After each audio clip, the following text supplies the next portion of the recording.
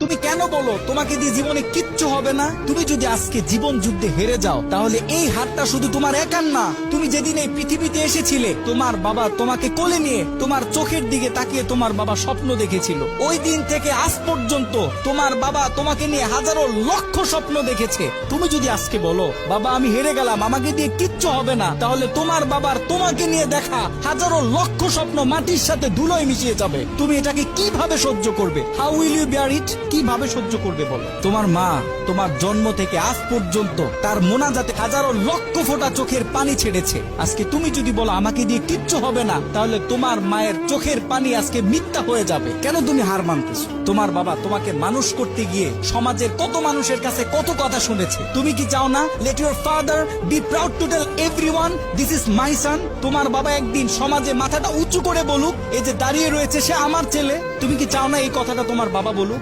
প্রত্যেকটা মানুষের জীবনে বিপদ থাকবে, বালা মুসিবত থাকবে। The life is not bed of roses. এই পৃথিবীটা ফুল বিছানো কোনো বিছানা নয়। এখানে প্রত্যেকটা মানুষকে সংগ্রাম করতে হয়, লড়াই করতে হয়, বারবার পড়ে যাওয়ার পরেও আবার দাঁড়াইতে হয়। জীবন যুদ্ধে হার মানলে চলে না। তুমি যখন বেশি বিপদে পড়ে যাবে, তোমার চতুর্দিক যখন অন্ধকার হয়ে যাবে, তোমার জন্য সব দরজা যখন বন্ধ হয়ে যাবে, তুমি যখন ডিপ্রেশনে পড়ে যাবে, জাস্ট ক্লোজ ইউর আইস, চোখটাকে বন্ধ করো, টেক এ ডিপ ব্রিথ, গভীর একটা শ্বাস নাও এন্ড রিমেম্বার ইউর প্যারেন্টস। তোমার মা বাবাকে স্মরণ করো। তুমি স্মরণ করো তোমার মা তোমার জন্য কি কষ্ট করেছে। তুমি স্মরণ করো তোমার বাবা তোমাকে পড়ালেখা করানোর জন্য, তোমাকে মানুষ করানোর জন্য কত কষ্ট করেছে। তোমার জীবনের সব থেকে বড় মোটিভেশন হচ্ছে তোমার মা বাবা। মা বাবা ছাড়া একটা ছেলে মেয়ের জীবনে আর কোনো মোটিভেশনের দরকার হয় না। আর একটা কথা খুব ভালোভাবে মেমোরিতে সেট করে নিবে, अगर आप जिंदगी में कुछ बड़ा होना चाहते हैं तो आपको सब्र करना होगा।